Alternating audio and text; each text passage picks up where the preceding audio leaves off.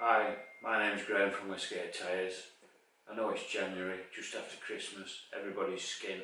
So here's a few money saving tips to get the most out of your car.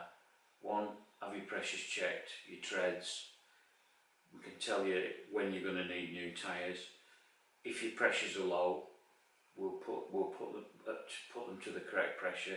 If your pressures are low, it can cost you more money, simply because the car drags more and you use more fuel. Another money saving tip is make sure your car's serviced properly.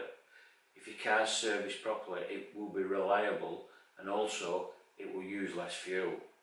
Another one is wheel alignment. Get your wheel alignment checked.